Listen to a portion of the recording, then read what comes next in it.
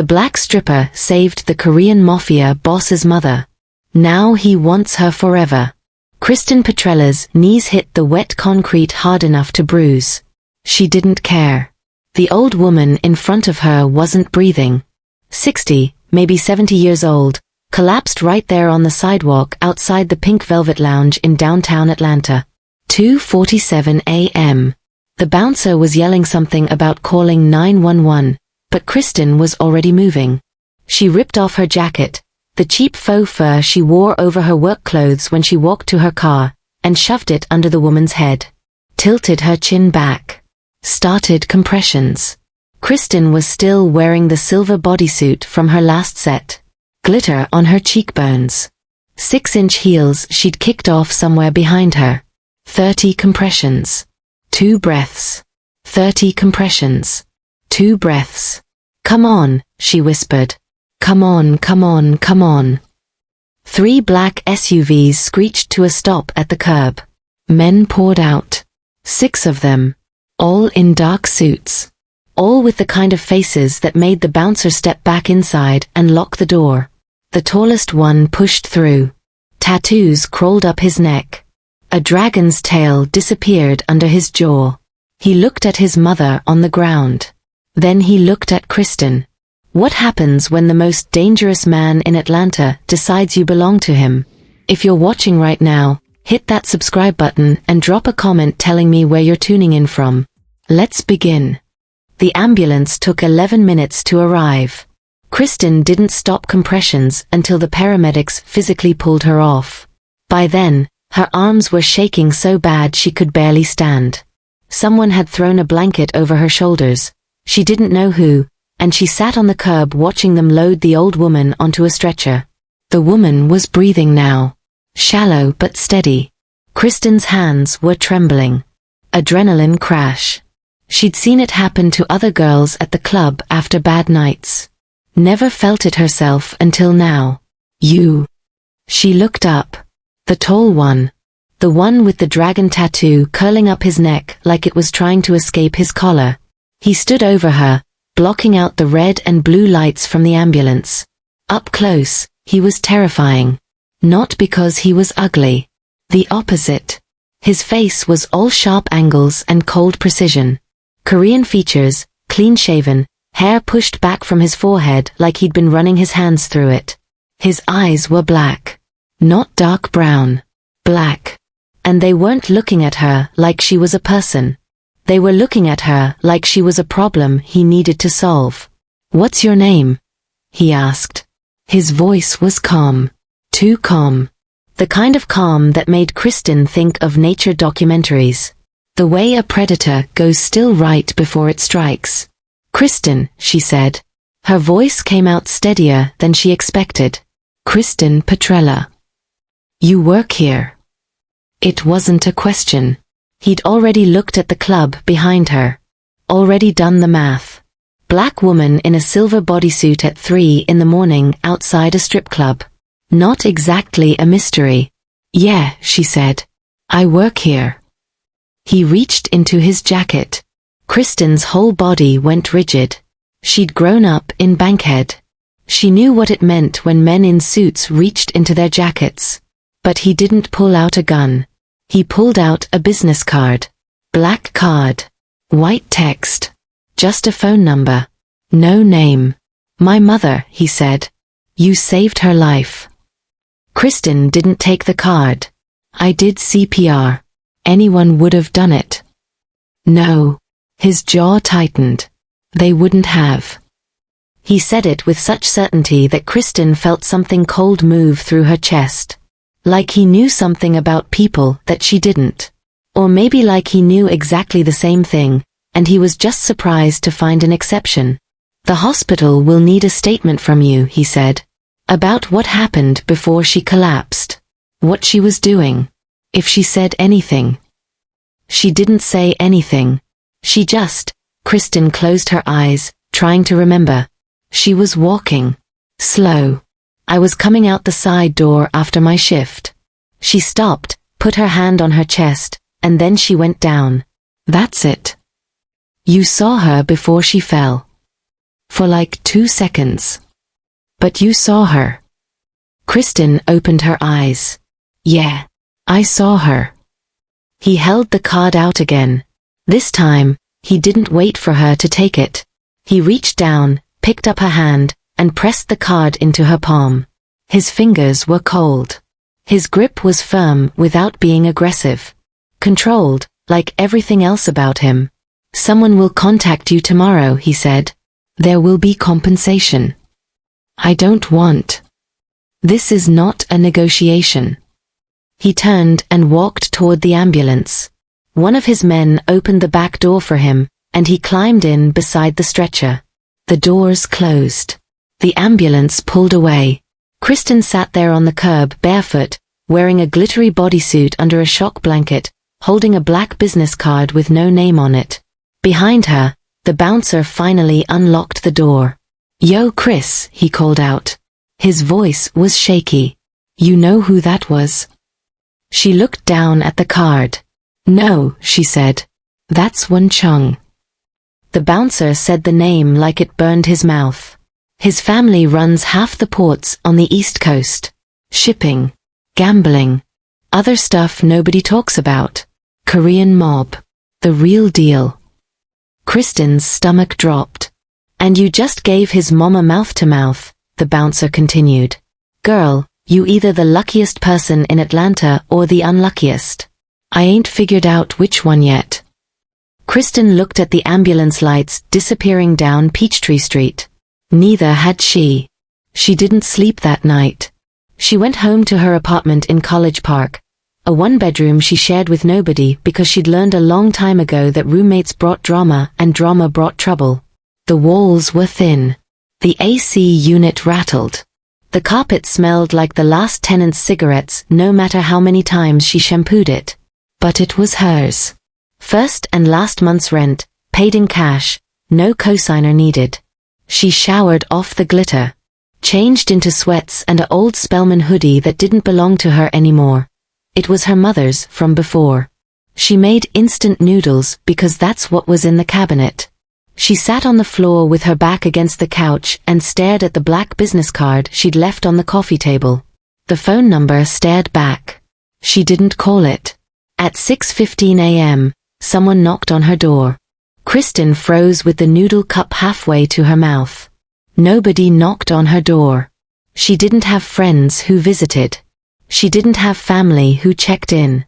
The only people who knocked were the landlord and the Jehovah's Witnesses, and neither of them came at 6:15 in the morning. She set the noodles down, walked to the door, looked through the peephole.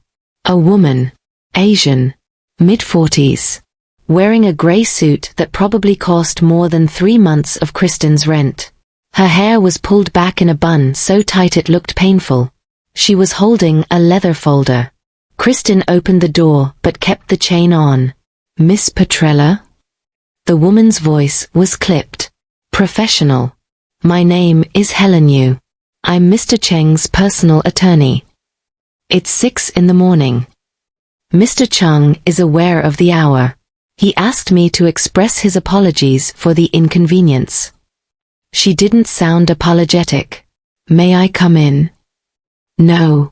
Helen Yu's expression didn't change. I understand. In that case, I'll be brief. Mr. Cheng would like to offer you compensation for the assistance you provided to his mother last night. Mrs. Cheng is currently stable at Piedmont Hospital. The doctors believe she will make a full recovery, thanks in large part to the CPR you administered before the ambulance arrived. She opened the leather folder. Inside was a check. Kristin looked at the number. Her brain couldn't process it at first. Too many zeros. She counted them again. $100,000. This is a one-time gift, Helen Yu said. There are no strings attached. No obligations. You sign a simple acknowledgement confirming you received the funds, and our business is concluded. Kristin stared at the check. $100,000. That was enough to pay off her mother's medical debt. The bills that had been following Kristin around since she was 19 years old when her mother finally lost the fight against the cancer that had been eating her alive for 3 years. The collection agencies, the calls, the letters, the constant, grinding weight of owing money to people who saw her as a number on a spreadsheet. $100,000 would make all of that disappear. What's the catch? Kristin asked. Helen, you blinked. It was the first crack in her professional mask. There is no catch, Miss Petrella. There's always a catch. I assure you. Lady. Kristin leaned against the doorframe. A man I never met before last night just sent his lawyer to my apartment at 6 in the morning with a check for $100 grand.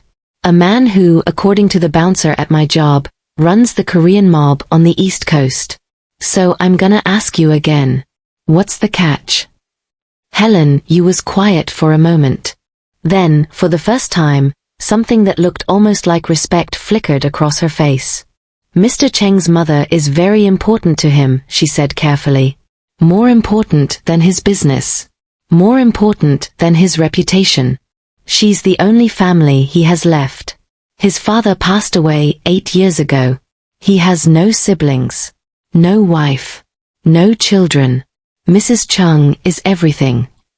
Kristin waited. You saved everything, Helen, you said. That's not something Mr. Cheng will forget. Ever.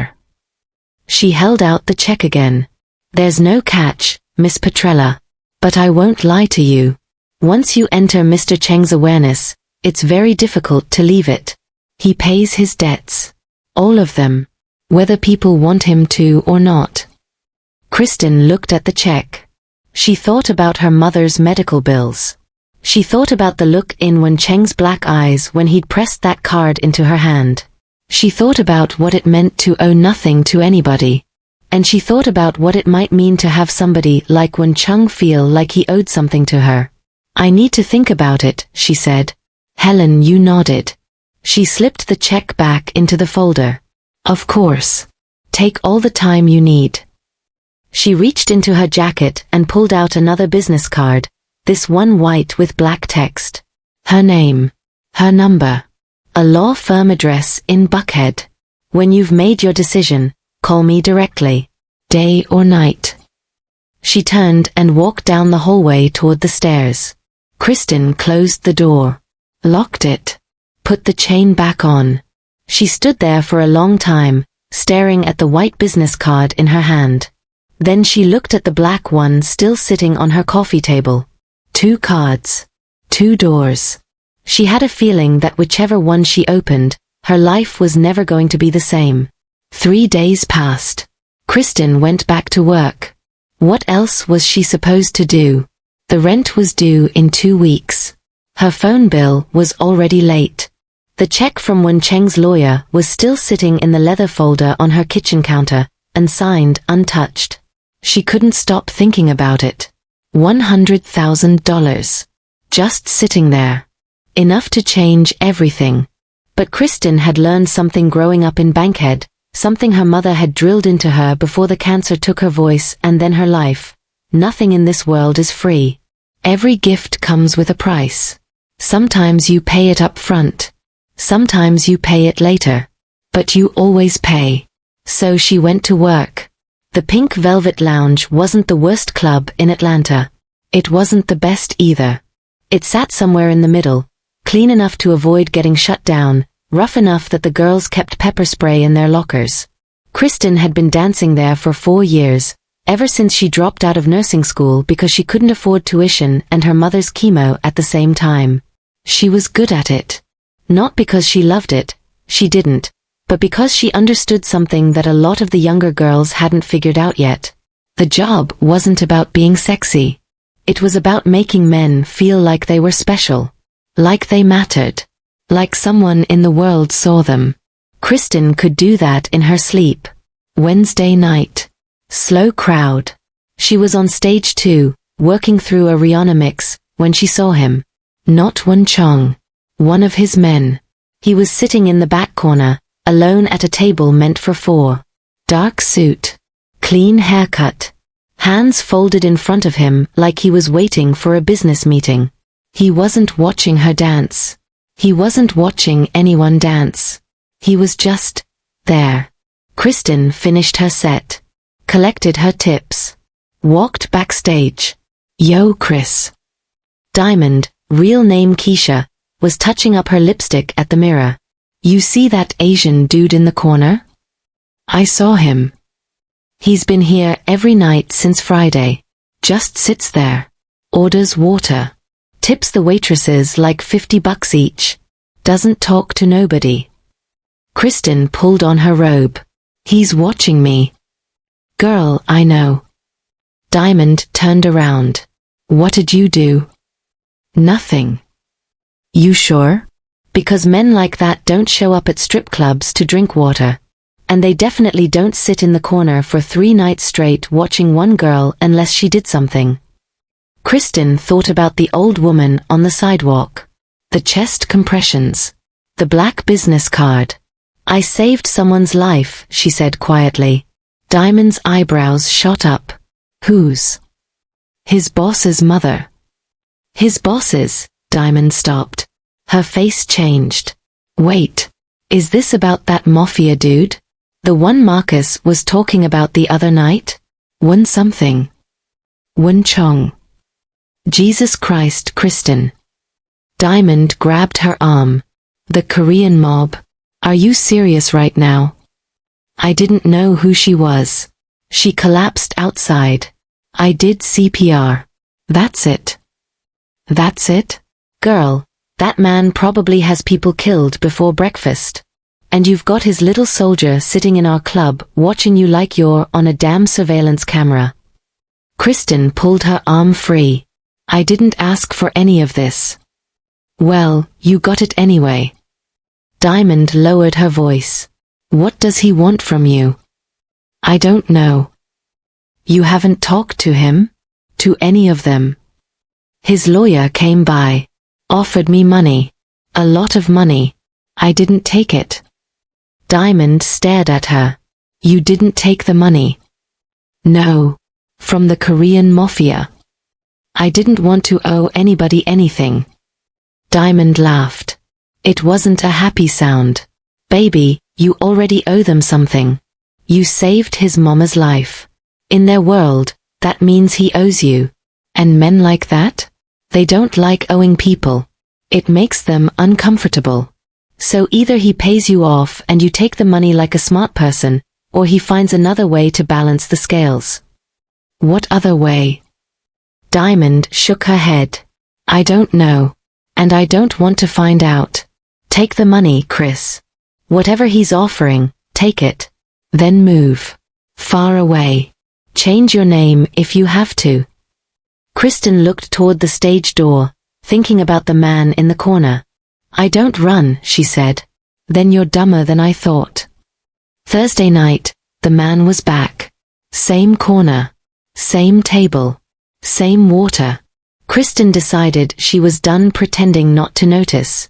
After her set, she walked straight to his table. Didn't stop at the bar. Didn't bother with a robe.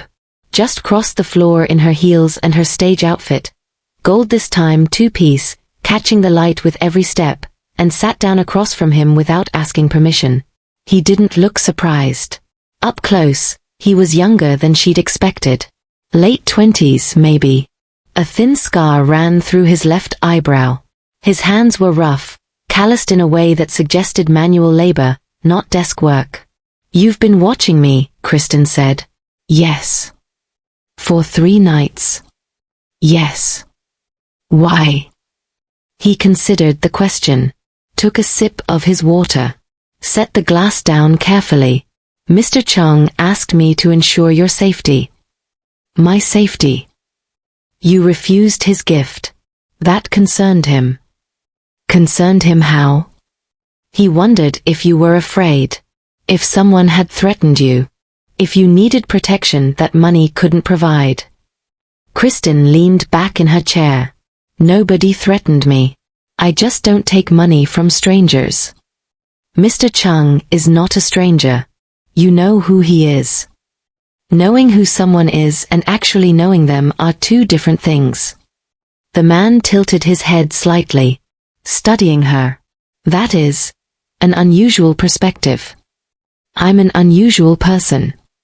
For the first time, the corner of his mouth twitched. Almost a smile. My name is June, he said. I'm Mr. Cheng's head of security. I've worked for his family for 12 years. He sent me here because he trusts me to assess situations accurately and report back without exaggeration or bias. And what are you going to report back?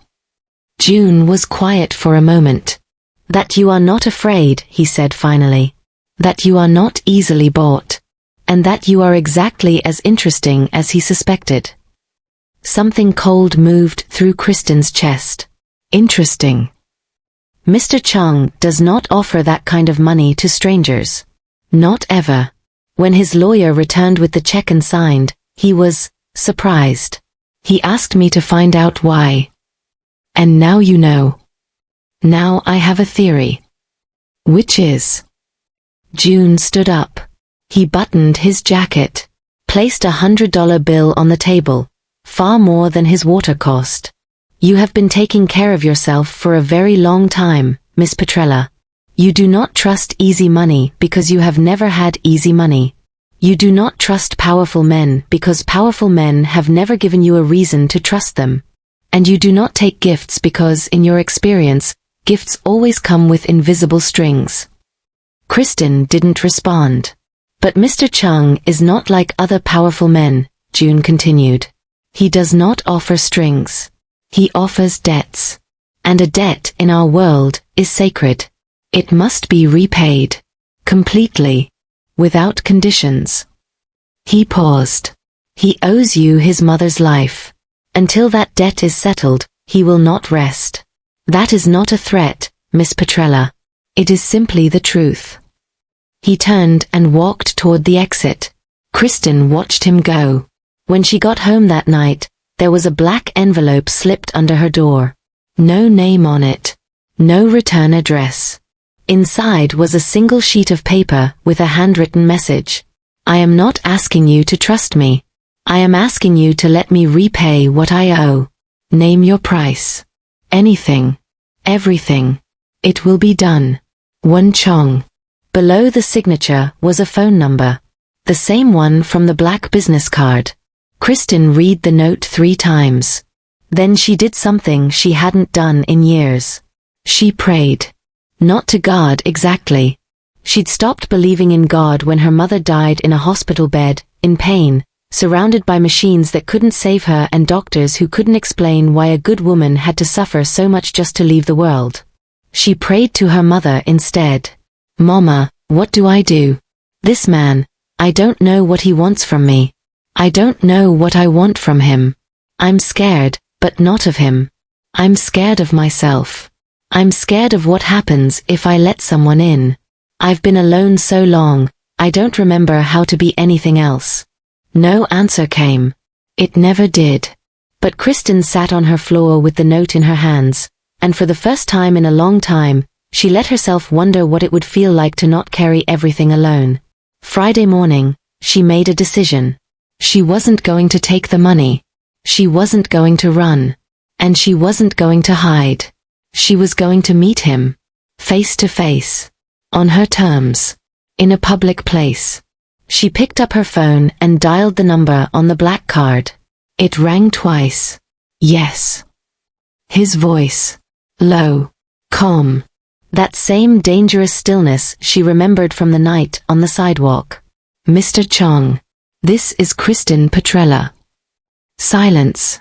Then, Miss Petrella. I wasn't sure you would call. I almost didn't. What changed your mind? Kristin looked out her window at the parking lot. At the rusted cars and the overflowing dumpster and the stray cat that lived behind the building. Your note said I could name my price. Anything. That's correct. Then here's what I want. I want to meet you. In public. Somewhere neutral. And I want you to tell me the truth. About what? About what you actually want from me. Because I don't believe this is just about repaying a debt. Men like you don't send their lawyers and their security chiefs to strip clubs over a debt. So either you tell me what's really going on, or I tear up your check and we never speak again." Silence. Kristin's heart pounded. Then, slowly, Wen Cheng laughed. It wasn't a cruel sound. It wasn't mocking. It was surprised. Almost delighted.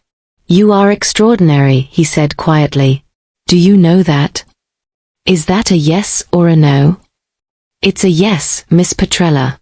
Name the time and place. I'll be there." Kristin closed her eyes. "What are you doing?" Her mother's voice whispered in her head. "What are you walking into?" She didn't know. But for the first time in years, she felt awake. "Tomorrow," she said. "Noon. Ponce City Market. The food hall on the second floor. Come alone." Done. The line went dead. Kristin stared at her phone.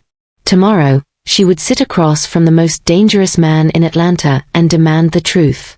Either he would give it to her, or everything would fall apart. Ponce City Market was crowded at noon on a Saturday. Families with strollers. Young couples sharing overpriced acai bowls. Tech workers in fleece vests pretending they weren't checking their emails. The food hall hummed with noise. Conversations overlapping, dishes clattering, the espresso machine hissing behind the coffee counter. Kristin arrived 30 minutes early. She wanted to see him walk in. Wanted to watch him before he saw her. It was a small advantage, but in a situation like this, she'd take whatever she could get. She bought a coffee she didn't plan on drinking and found a table near the windows. The October sun was warm through the glass. Below, the beltline stretched out like a ribbon, joggers and cyclists moving along its path in an endless loop. Normal people.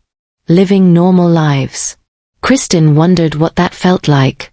She'd dressed carefully this morning. Jeans. White blouse. Flat shoes because heels felt too much like work. Her hair was pulled back in a low bun. No makeup except mascara and lip gloss. She wanted to look like herself. Not the version of herself that danced at the Pink Velvet, but the version that existed before all of that. The version that had wanted to be a nurse. That had believed in things. At 11:52, he walked in. Alone. Just like she'd asked. He was wearing dark slacks and a charcoal sweater that probably cost more than her rent. No suit jacket. No visible tattoos, but she knew they were there, hiding beneath the cashmere, curling up his arms and across his chest like secrets waiting to be told. He spotted her immediately. Their eyes met across the crowded food hall, and Kristin felt something shift in her chest. A door opening. Or maybe closing. She couldn't tell which. He walked toward her. People moved out of his way without seeming to realize they were doing it. There was something about the way he carried himself. Not aggressive, just certain. Like he knew exactly where he belonged in any room he entered. He stopped at her table. "Miss Petrella." "Mr. Cheng. May I sit?" She gestured to the chair across from her. He sat. Folded his hands on the table. Looked at her. Up close in the daylight, he was different than she remembered. Still sharp. Still dangerous. But there was something else now. Something tired behind those black eyes. Something that looked almost like hunger. Not for her body, but for something harder to name. "You came alone," she said. "You asked me to." "I didn't think you would." "Why not? Men like you always have bodyguards. Drivers. People watching your back." June is parked on the street. He's not happy about it. A ghost of a smile crossed his face. "But this is your meeting. Your terms. I gave you my word." Kristin studied him. "Your word means something to you." "It means everything to me." "Why?" He considered the question. "Because I grew up watching men who gave their word and then broke it whenever it was convenient. My father's business partners. His so-called friends. They smiled and shook hands and made promises, and then they stabbed him in the back the moment they saw an advantage. His jaw tightened. When my father died, I swore I would never be like them. That my word would be the one thing no one could ever question. In my world, reputation is currency. And I have never bounced a check. Kristin let the silence sit between them. Then she said, "Your lawyer offered me $100,000. Yes. That's a lot of money for CPR. That's a lot of understatement for saving my mother's life. I did what anyone would do." "You keep saying that." He leaned forward slightly. "And I keep telling you no. They wouldn't. I've spent my entire adult life surrounded by people who calculate the cost of every action, who weigh risk against reward before they lift a finger to help anyone. You didn't calculate. You didn't weigh. You saw a stranger dying on the sidewalk and you dropped to your knees in a parking lot at 3 in the morning and you fought for her life like she was your own blood." His voice had grown quiet, intense. "That is not normal, Miss Petrella. That is rare. And I do not let rare things slip away."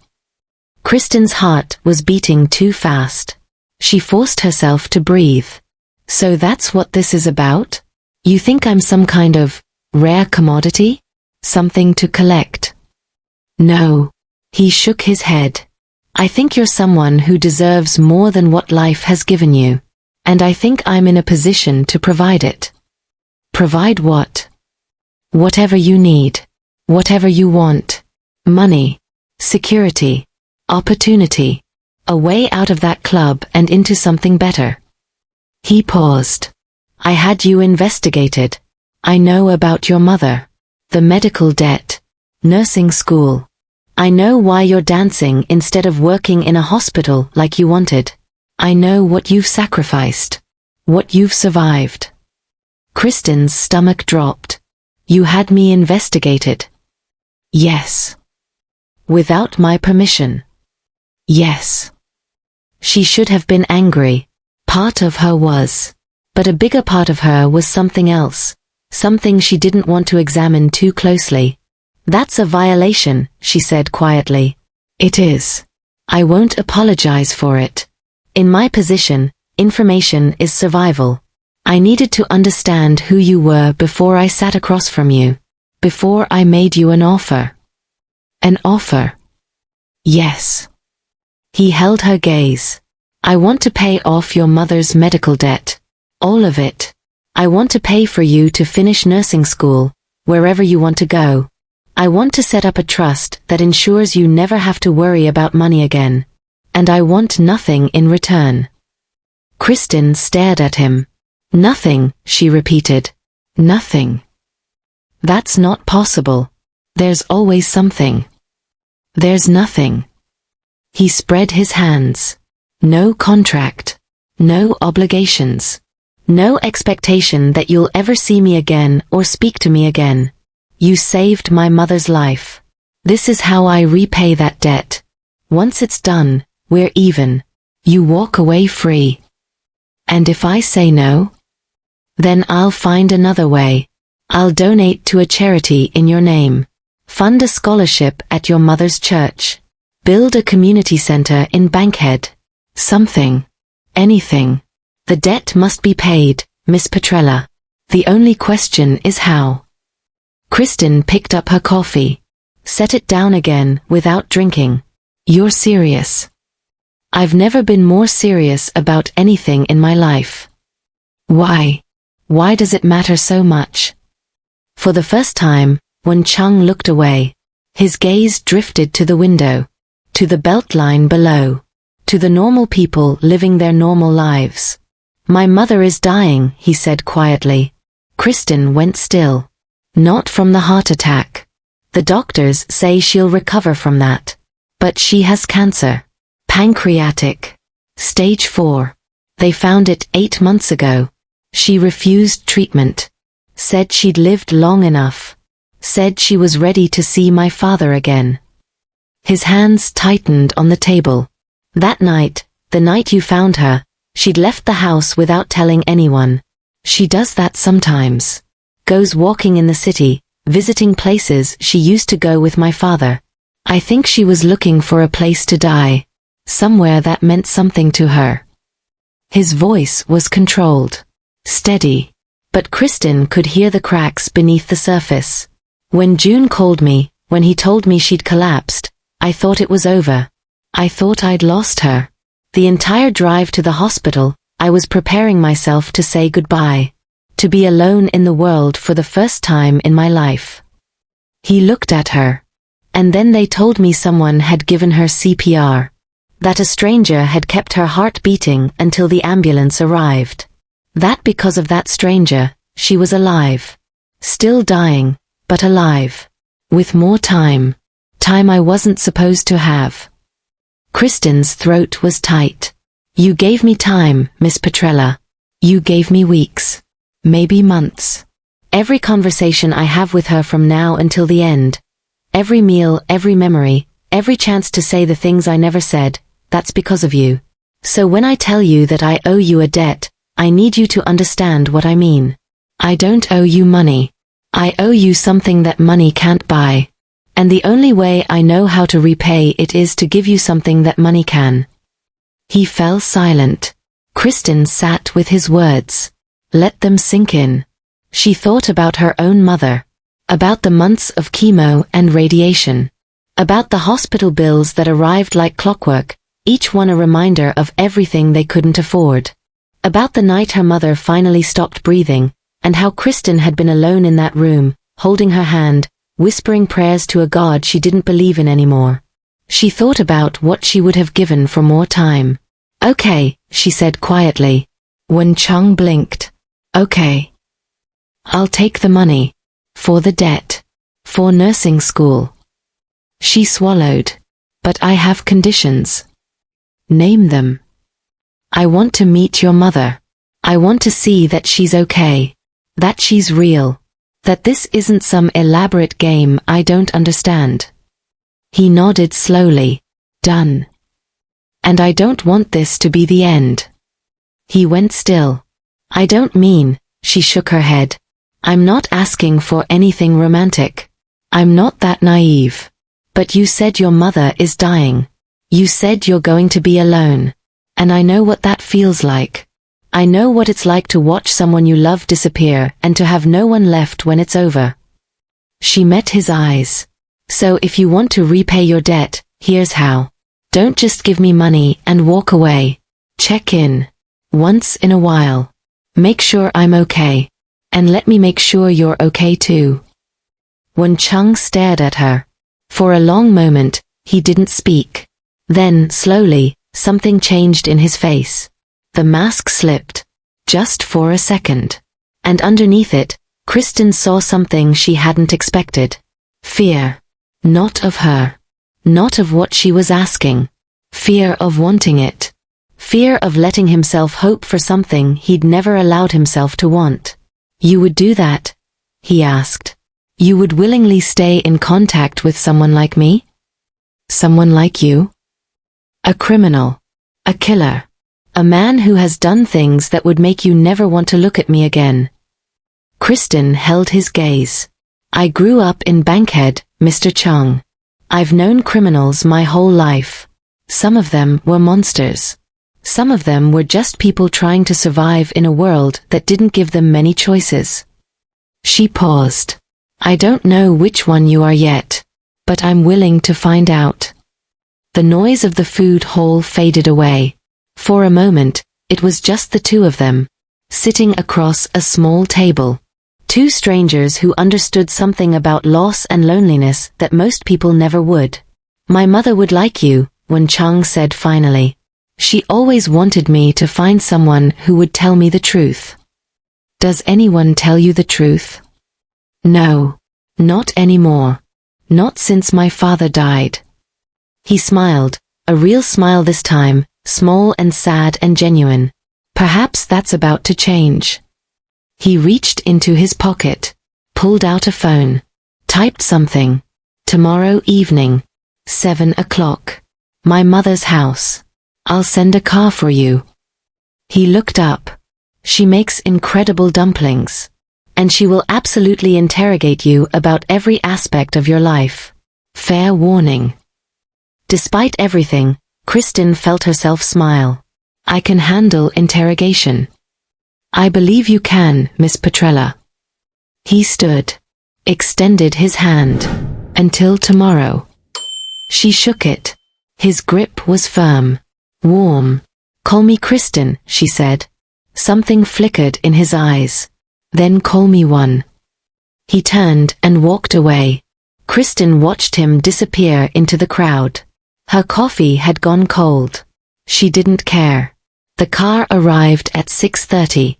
Not a black SUV this time. A silver Mercedes sedan. Subtle. Expensive. The kind of car that whispered money instead of screaming it. June was driving. Miss Petrella, he said as he opened the door for her. His face was neutral, but Kristin caught something in his eyes. Curiosity, maybe. Or respect. Mr. Cheng asked me to ensure you're comfortable. I'm fine. There's water in the back. And a phone charger if you need one. I said I'm fine. June almost smiled. Yes. I believe you are. The drive took 45 minutes. Out of College Park. Through Buckhead. Past the mansions and the manicured lawns and the security gates that separated old Atlanta money from everyone else. Then further north, into the kind of neighborhood where the houses weren't visible from the road, just long driveways disappearing into trees. They turned onto a private lane. No street sign. No mailbox. Just a wrought iron gate that opened silently as they approached. The house at the end wasn't what Kristin expected. She'd imagined something cold. Modern. All glass and sharp angles, like the villain's lair in a James Bond movie. Instead, she found herself looking at a two-story craftsman. Warm wood. Stone accents. A wraparound porch with rocking chairs. Flower boxes in the windows, overflowing with late-season chrysanthemums. It looked like a home. June parked in the circular driveway. Mr. Cheng is waiting inside. I'll be in the guest house if you need anything. Kristin stepped out of the car. The air smelled like pine and wood smoke. Somewhere nearby, a wind chime sang. The front door opened before she reached the porch. Wen stood in the doorway. He was dressed down tonight, dark jeans, a white button-down shirt with the sleeves rolled up. His tattoos were visible now, dark ink climbing his forearms. A koi fish on the left. Something geometric on the right. The dragon's tail still curled up his neck. You came, he said. Did you think I wouldn't? I hoped you would. Hoping and expecting are different things. He stepped aside to let her in. The interior matched the exterior. Warm, lived in, nothing like the sterile luxury she'd imagined. Family photos lined the hallway. A worn Persian rug covered the hardwood floor. The smell of cooking drifted from somewhere deeper in the house. Ginger and garlic and sesame oil. My mother is in the kitchen, Wen said. She insisted on cooking herself. The nurses tried to stop her. She threatened them with a wooden spoon. Kristin laughed before she could stop herself. She sounds formidable. That's one word for it. He led her through the living room, leather couches, a fireplace with a low fire burning, more family photos on the mantel, and into a kitchen that looked like it belonged in a cooking magazine. Granite counters. Professional-grade appliances. A massive island covered with ingredients. And at the center of it all, a small woman in a floral apron, wielding a rolling pin like a weapon. Mrs. Cheng looked nothing like her son. Where one was tall and sharp and intimidating, his mother was soft. Round cheeks. Gray hair pinned up in a messy bun. Reading glasses perched on her nose. She couldn't have been more than 5 feet tall.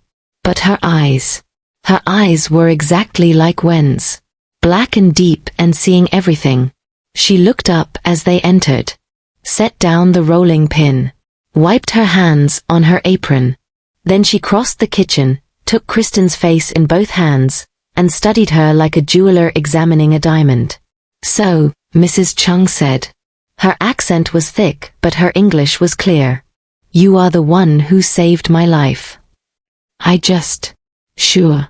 Mrs. Cheng squeezed her cheeks gently. I know what you did. My son told me everything. You gave me breath when I had none. You gave me heartbeats when mine had stopped. You gave me time. Her eyes glistened. Time to cook for my son one more time. Time to see his face one more morning. Time to tell him things I should have told him years ago. She released Kristin's face, stepped back, looked at her fully. You are beautiful, she declared. And strong. I can see it. The strength in your shoulders. In your eyes. You have carried heavy things. Kristin's throat tightened. Yes, ma'am. Don't call me ma'am. Call me Ioma. It means mother. Mrs. Cheng smiled. Or at least call me Suyun. That's my name. We are not strangers, you and I. Strangers do not share heartbeats. Kristin didn't know what to say.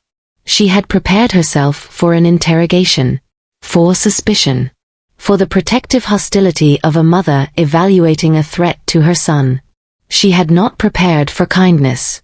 Come, Suyun said, taking her hand. Help me with the dumplings. My son is useless in the kitchen. Too many years of restaurants and personal chefs. He has forgotten how to feed himself. I haven't forgotten, Wen said mildly. I choose not to. Same thing. Suyun waved dismissively. Sit. Watch. Learn something for once. She pulled Kristin to the island, where dozens of dumpling wrappers waited beside a bowl of pork and vegetable filling. You know how to fold dumplings? Suyun asked. No. But I'm a fast learner. Good. Watch first. Suyun's hands moved with the ease of decades of practice. A scoop of filling. A fold. A pinch. A twist. Perfect crescent shapes, one after another, arranged on a floured tray. Now you try. Kristin picked up a wrapper. Attempted the fold. It looked like a deformed potato. Suyun laughed, a bright, delighted sound. No, no. Not like that.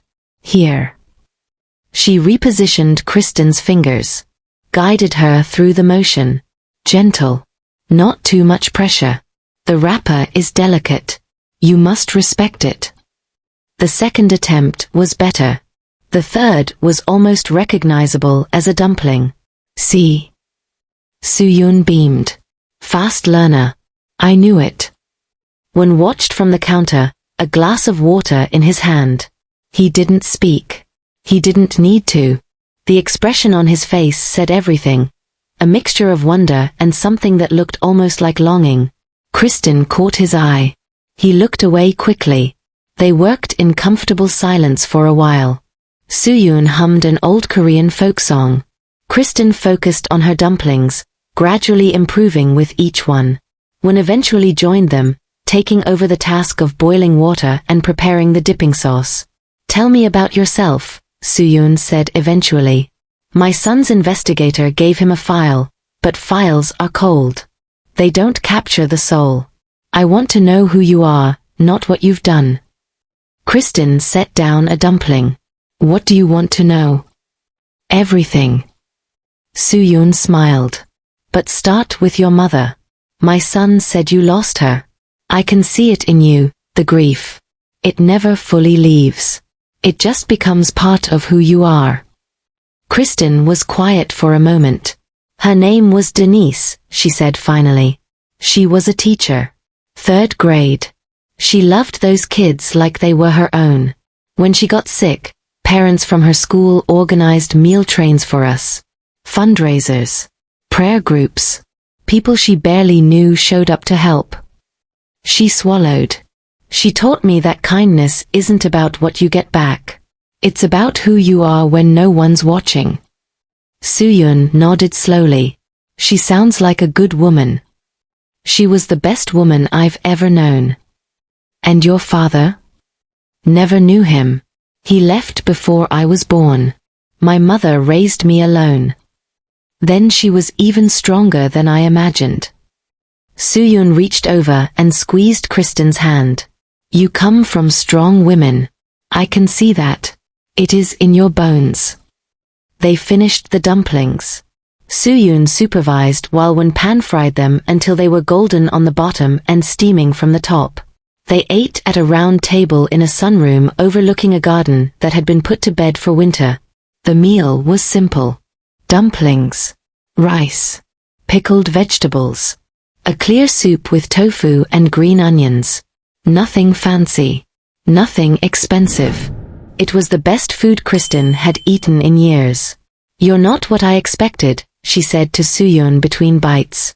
What did you expect? Kristin hesitated. I don't know. Someone more formal. More guarded. You're the mother of a powerful man. I thought you'd be suspicious of me. Soo-yoon laughed. Suspicious? Of the woman who saved my life. She shook her head. My son is suspicious enough for both of us. That is his job. My job is to see people for who they truly are. And I see you, Kristin Petrella. I see a woman who has been hurt. Who has been alone. Who has built walls around her heart because the world taught her that walls were necessary. She leaned forward. But walls can also be prisons. And I think you are tired of living in prison. Kristin set down her chopsticks. She thought about her apartment, her job, her life, the endless cycle of survival that she'd mistaken for living. Yes, she said quietly. I'm tired. Soo-yoon smiled. Sad and wise and knowing. Then let yourself rest. Just for tonight. You are safe here. No one wants anything from you. No one is keeping score. You are simply a guest in my home, sharing a meal with an old woman who doesn't have many meals left. Kristin's eyes burned. She hadn't cried in years. She'd taught herself not to. Tears were a luxury she couldn't afford. They made you weak, vulnerable, easy to hurt. But something about this woman, this dying woman who cooked dumplings and hummed folk songs and looked at Kristin like she was worth seeing, cracked something open. A single tear slid down her cheek. Soo-yoon reached across the table and wiped it away with her thumb. Good, she said gently. That's good. Tears water the soil. Without them, nothing grows. After dinner, Soo-yoon excused herself to rest. The nurses will fuss if I stay up too late, she said, kissing Kristin on the cheek. But you must come back. Soon. Next week. I'll teach you to make bulgogi. My son's favorite, though he pretends he has no favorites. I'd like that, Kristin said. And she meant it. Wen walked her to the foyer. The house was quiet now. The fire had burned down to embers. Outside, the sky was black and full of stars, more than Kristin ever saw in the city. Thank you for coming, Wen said. It means more than you know. To her. And to me. Kristin turned to face him. Your mother is incredible. She is. She's also exhausting. And stubborn. And completely impossible to argue with. He paused. But yes. She's incredible. They stood in the doorway. The autumn air was cold against Kristin's skin. She said I should come back next week, Kristin said. Do you want to? Yes. Then come back. Kristin studied his face. The sharp angles. The tired eyes. The dragon tattoo curling up his neck like it was guarding him from something. Why me? She asked suddenly. What do you mean?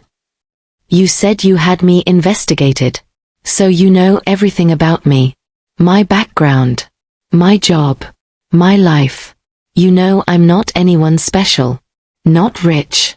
Not powerful. Not connected. Just a dancer from Bankhead who got lucky with her CPR timing. She shook her head. So why me? Why all of this? Wen was quiet for a long moment. Then he said, do you know what I see when I look at you? What? I see someone who hasn't been corrupted. You've been hurt, badly. You've been failed by people who should have protected you. You've had to do things you're not proud of to survive. But none of that has touched the core of who you are. You're still good. Still kind. Still capable of dropping to your knees for a stranger who needed help. He stepped closer. In my world, that doesn't exist. Everyone has an angle. Everyone wants something. Everyone is calculating how to use you before you use them. It's exhausting. And lonely. And after a while, you start to forget that people like you exist at all. His voice dropped. You reminded me. That's why you... Kristin couldn't breathe. He was too close. She could smell his cologne, something dark and warm, like sandalwood and smoke. She could see the individual hairs of his eyebrows. The faint scar on his jawline that she hadn't noticed before. This is dangerous, she whispered. Yes. For both of us. Yes. I should go. Yes. Neither of them moved. Then one stepped back. The spell broke. June will take you home, he said. His voice was steady, but something flickered beneath it. Something barely controlled. Thank you again. For coming. For giving my mother this night. Kristin nodded. She didn't trust herself to speak. She walked to the car. Climbed in. Watched the house grow smaller in the rear window as June pulled down the long driveway. Her heart was pounding. Her hands were shaking. She pressed her palm to her chest and felt the rhythm there. Strong and fast and terrifyingly alive. What are you doing? Her mother's voice whispered. What are you letting yourself feel? She didn't know. But for the first time in 10 years, she wanted to find out. 6 weeks changed everything. Kristin went back to Suyun's house the following Sunday. And the Sunday after that. And the one after that. What started as a single dinner became a standing invitation. Every week, same time, same kitchen, same woman with flour on her apron and wisdom in her eyes. They cooked together. Bulgogi. Japchae. Kimchi jjigae. Suyun's hands grew shakier as the weeks passed, but she refused to stop teaching. The recipes must live on, she said. When I'm gone, someone must remember how to make them. My son burns water. It has to be you. Kristin learned. Not just the recipes. She learned about Suyun's childhood in Busan. About how she'd met Wen's father at a fish market when she was 19. He was a dock worker then, nobody special, just a man with strong hands and a gentle voice. She learned about their immigration to the United States in the 80s. The small grocery store they'd opened in Duluth. The years of 18-hour days and racist customers and pinching pennies until they screamed. She learned how the business had grown. How it had changed. How Wen's father had made choices that kept his family safe but cost him his soul. He was a good man who did bad things, Suyun said one evening, stirring a pot of doenjang stew. The world does not allow for simple categories. Good and bad. Right and wrong. These are children's stories. Real life is messier. Did you ever think about leaving him? Kristin asked. Suyun smiled sadly. Every day. And every day I stayed. Not because I was weak. Because I understood something that most people don't. Love is not about finding someone perfect. It's about finding someone whose imperfections you can live with. Whose demons you can face. My husband had many demons. But he fought them. For me. For our son. Until his last breath, he fought them. She looked at Kristin. My son has demons too. Different ones. But just as hungry. Kristin didn't respond. She didn't need to. Wen was there for most of the dinners. He sat at the kitchen table while they cooked, answering emails on his phone, pretending not to listen to their conversations. But Kristin caught him watching sometimes. When Suyun laughed at something Kristin said.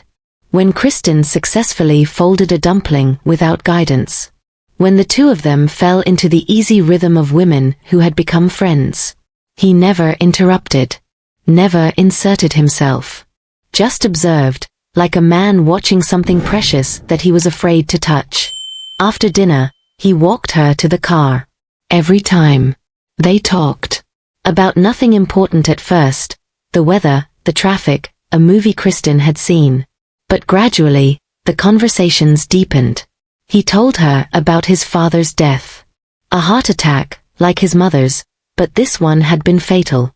Wen had been 26 years old, suddenly responsible for an empire he'd never wanted and couldn't refuse. I was supposed to go to law school, he said one night, leaning against the Mercedes while Kristin stood beside him. Stanford. I'd already been accepted. My father wanted me to be legitimate. To use my brain instead of my fists. He was so proud when that acceptance letter came. What happened? He died 3 weeks before I was supposed to leave. Wen's jaw tightened. And everything he'd built started falling apart. Rivals circling. Partners betraying. People who'd feared him suddenly deciding they didn't fear his son. I had a choice. Go to California and let everything my parents sacrificed for disappear. Or stay and become someone I never wanted to be. You stayed. I stayed. He looked at the stars. Sometimes I wonder what my life would look like if I'd made a different choice. If I'd gotten on that plane. Let someone else deal with the mess. Do you regret it? He was quiet for a long moment. I regret who I've become. The things I've done. The lines I've crossed. He turned to look at her. But I don't regret the people I've protected. My mother. My employees. The families who depend on me. They're safe because I made myself into something dangerous. That's not nothing. Kristin understood. She understood better than she wanted to admit. By the 5th week, she'd stopped dancing at the Pink Velvet. Not because Wen asked her to, he never mentioned her job, never once suggested she should quit, never made her feel ashamed of what she did to survive. She stopped because the money he'd given her made it possible. The debt was paid. Nursing school applications were submitted. For the first time in her adult life, she didn't need to trade her body for rent money. The freedom was terrifying. She'd built her identity around survival. Around doing whatever was necessary.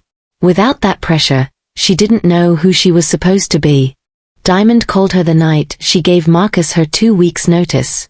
You're really doing this, Diamond said. Leaving the life.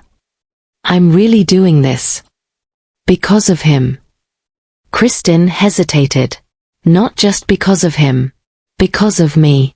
I never wanted this, Keisha. You know that. I wanted to be a nurse. I wanted to help people. The club was supposed to be temporary. It just wasn't. And now. Now I have a chance to make it temporary again. To go back to the plan I had before everything fell apart. Diamond was quiet for a moment. You love him, she said finally. Don't you? Kristin closed her eyes. She thought about Wen's face in the doorway. The way he looked at his mother. The way he looked at her. The conversations in the driveway that stretched longer each week. The careful distance he maintained, even as his eyes said things his mouth refused to speak. I don't know, she said. Yes you do. You're just scared to say it. He's a criminal, Keisha. A killer. He told me himself. The things he's done. Did he hurt you? No. Did he threaten you? No. Did he ever make you feel unsafe? Disrespected? Less than? No. Never. Then what does it matter what he's done to other people? Diamond's voice softened. Look, I'm not saying the man is a saint. But you and I both know that the world isn't black and white. We've dated cops who beat their wives. Church boys who sold drugs on the side. Respectable men who treated us like property. At least this one is honest about who he is. At least he's not pretending. Kristin didn't have an answer to that. Just be careful, Diamond said. Whatever you're feeling, whatever you're walking into, be careful. Men like that, They live in a different world. And sometimes that world swallows the people they love. The sixth Sunday was different. Kristin knew something was wrong the moment she walked through the door. The house was quiet. No music from the kitchen. No smell of cooking. June had picked her up as usual, but his face had been tighter than normal. He'd barely spoken during the drive. Wen met her in the foyer. He looked like he hadn't slept in days. Dark circles under his eyes. Stubble on his jaw. His shirt was wrinkled. She'd never seen him in wrinkled clothes before. "What happened?" she asked. "She collapsed again this morning." His voice was flat, controlled, but she could hear the fractures beneath the surface. "The cancer is spreading faster than they expected. The doctors are saying weeks, maybe a month if we're lucky." Kristin's heart cracked. "Where is she?" "Upstairs. Resting. The nurses are with her." He ran a hand through his hair. "She asked for you. When she woke up, the first thing she said was, 'Is Kristin coming today?' I didn't know what to tell her." "Tell her I'm here." Kristin took his hand. He flinched at the contact, then held on like she was the only thing keeping him standing. "Tell her I'm not going anywhere." She went upstairs. Soo-yoon was in a hospital bed that had been set up in the master bedroom. Machines beeped softly around her. An oxygen tube ran to her nose. Her skin was pale. Her eyes were closed. But when Kristin sat down beside her and took her hand, those eyes fluttered open. "There you are," Soo-yoon whispered. Her voice was thin, fragile, but she was smiling. "I was worried you wouldn't come." "I'll always come." Kristin squeezed her hand gently. "You still owe me that bulgogi recipe. The secret version. You promised." Soo-yoon laughed softly. It turned into a cough. "The secret version," she repeated when she could speak again. "Yes, I did promise." She looked at Kristin with those deep black eyes. "But first, I need to ask you something. Something important." "Anything." Soo-yoon's grip tightened. "My son is going to be alone soon. When I'm gone, he'll have no one. June is loyal, but loyalty isn't the same as love. The business will survive, he's made sure of that. But he won't. Not inside. Not where it matters." Her eyes glistened. "I've watched you two these past weeks. I've seen how he looks at you when he thinks no one is watching. I've seen how you look at him. There's something there. Something real. Something that could save him." "Soo-yoon, let me finish." The old woman's voice was urgent now. "I'm not asking you to love him. Love can't be commanded. I'm not asking you to stay with him forever. Forever is a promise no one can keep. I'm just asking you not to leave.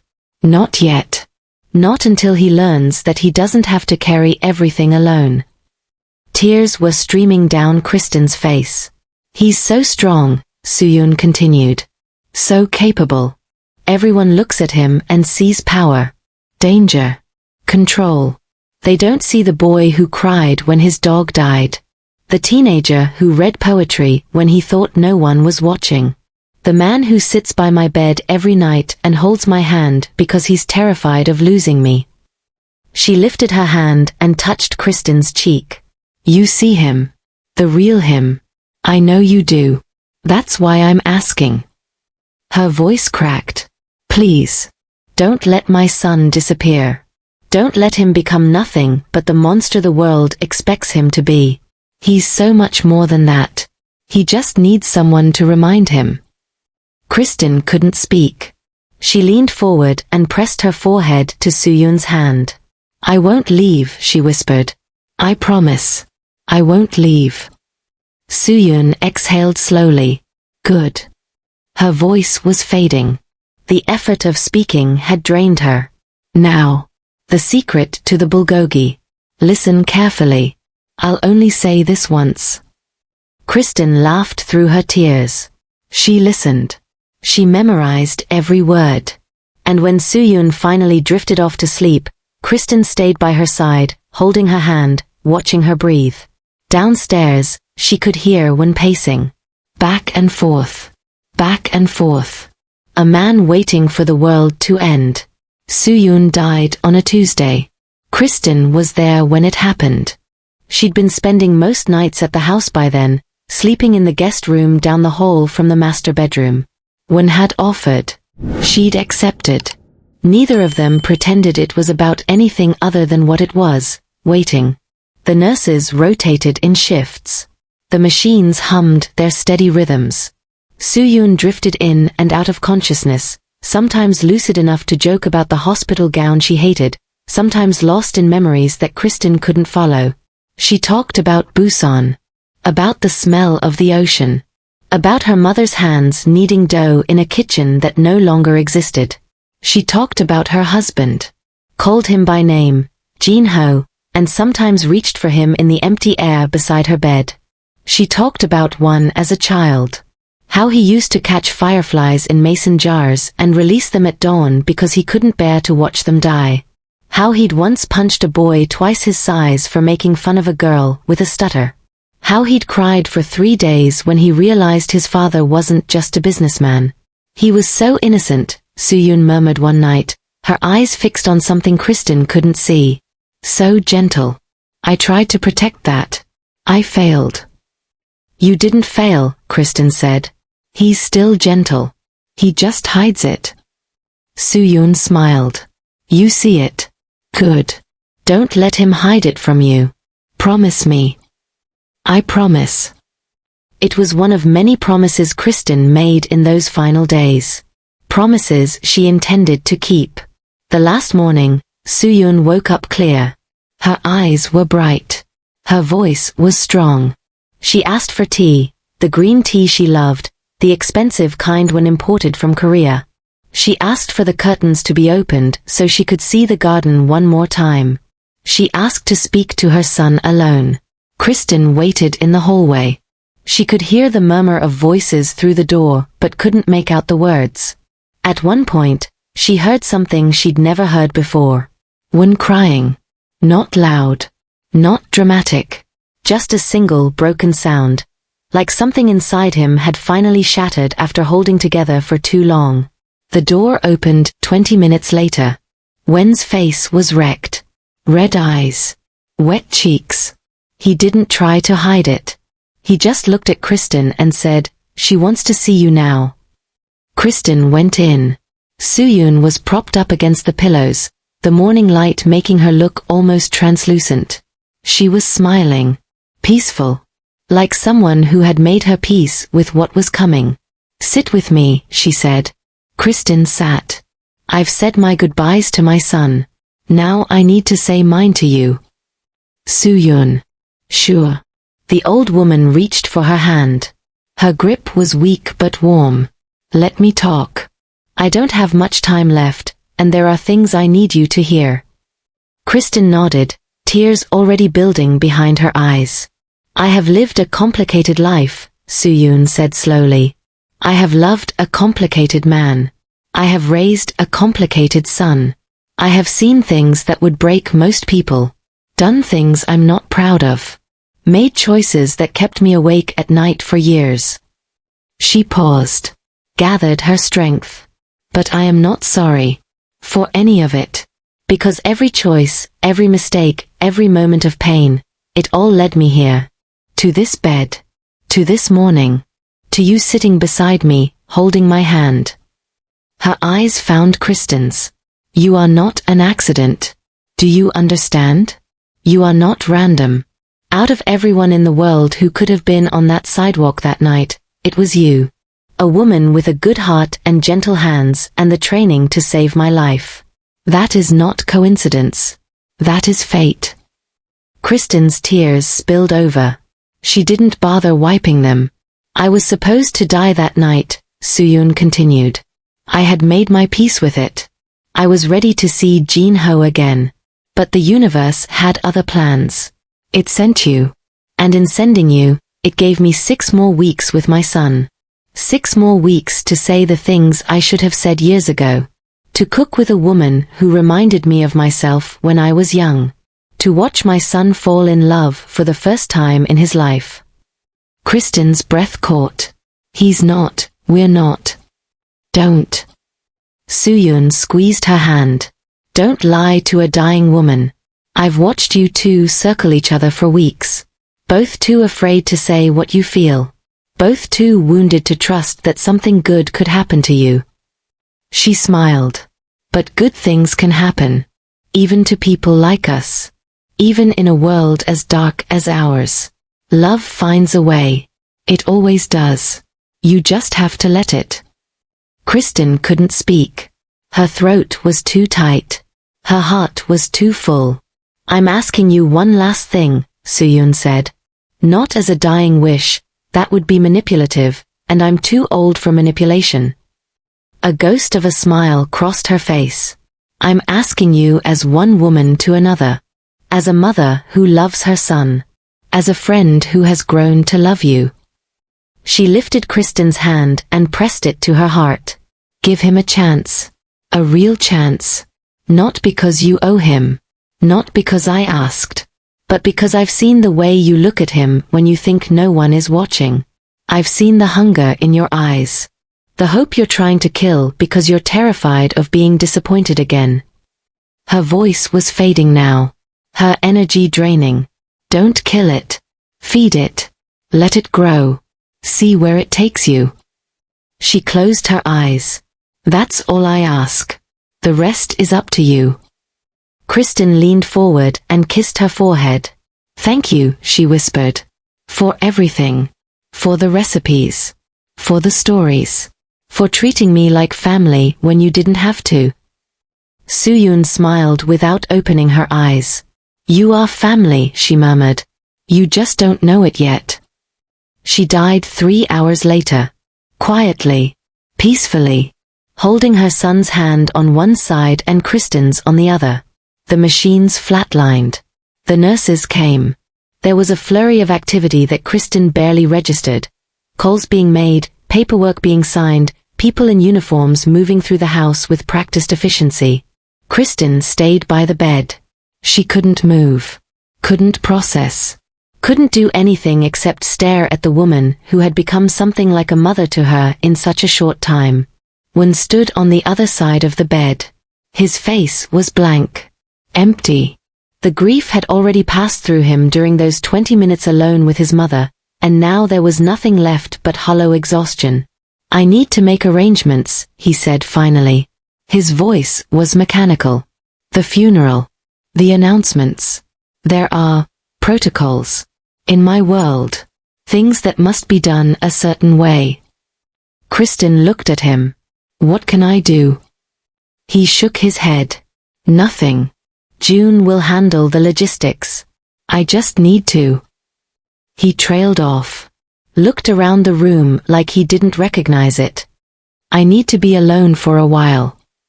Okay. He turned and walked out. Kristin stayed. She sat with Soo-yoon's body until the funeral home came to take her away. She helped the nurses strip the bed and pack up the medical equipment. She made tea in the kitchen that still smelled like garlic and ginger and sesame oil. Then she sat at the empty table and let herself fall apart. The sobs came in waves. Deep. Wrenching.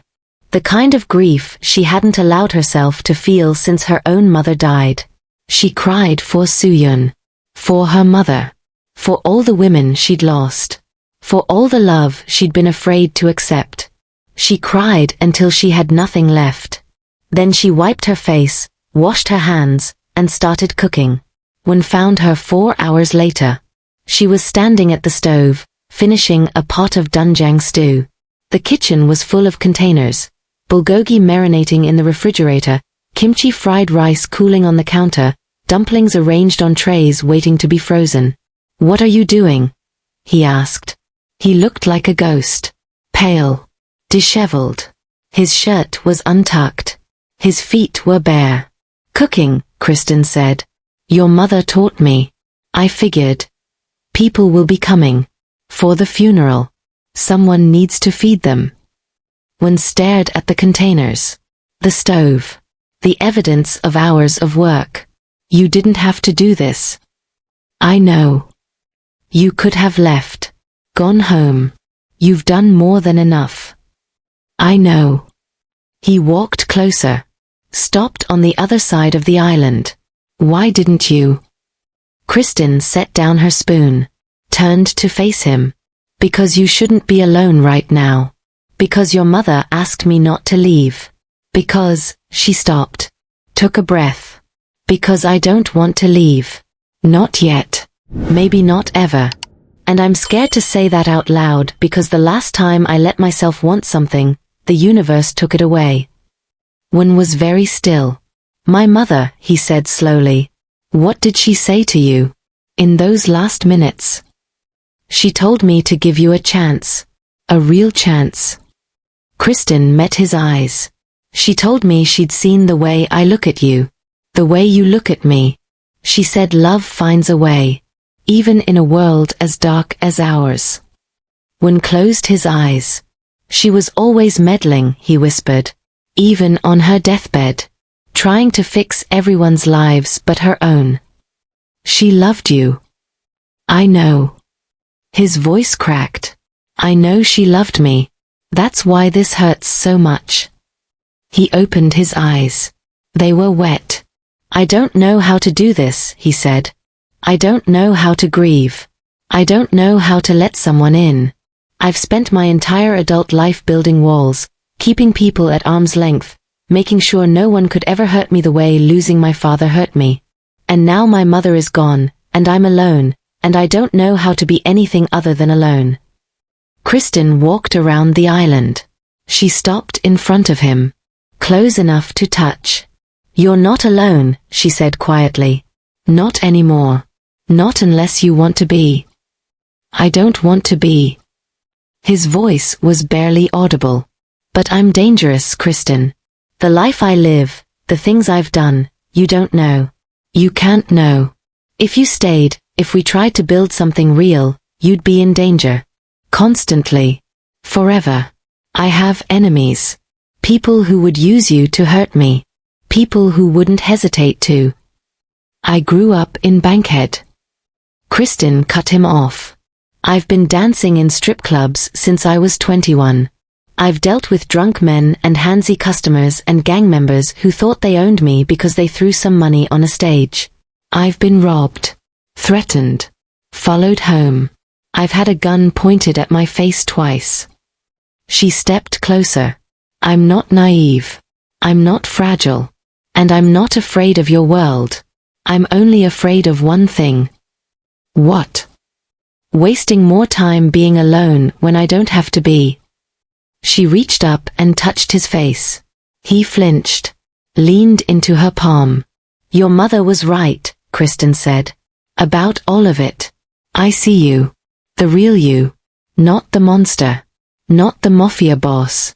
The man who reads poetry and cries for his mother and releases fireflies at dawn because he can't stand to watch them die. Wen made a sound, half laugh, half sob. She told you about the fireflies. She told me everything. Kristin smiled through her own tears. She wanted me to know who I was falling for. Wen's hands came up, cupped her face. His palms were warm against her skin. Say it again, he whispered. I'm falling for you. Have been for weeks. Maybe since the first night, when you looked at me like I was the only person in the world who mattered. She leaned into his touch. I don't know what this is. I don't know where it goes. But I know I don't want to walk away. Not from this house. Not from these memories. Not from you. Wen lowered his forehead to hers. They stood like that for a long moment, breathing together, heartbeats syncing. I have never let anyone this close, he said. I don't know how to do it without breaking something. Then we'll figure it out together. We'll break things. We'll fix them. We'll fight and make up and probably drive each other crazy. Kristin pulled back just enough to look into his eyes. But we won't do it alone. That's the deal. Whatever happens, we face it together. Both of us. No walls. No hiding. No running. Wen stared at her. Then, slowly, he nodded. Okay, he said.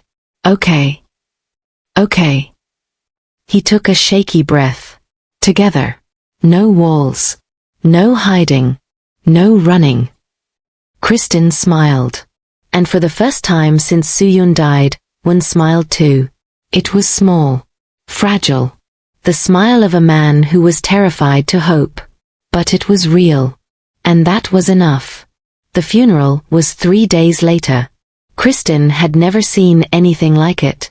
The service was held at a Korean Presbyterian church in Duluth, the same church Suyun had attended for 30 years, the same one where she'd organized charity drives and taught Sunday school and argued with the pastor about the proper way to make kimchi for the annual harvest festival.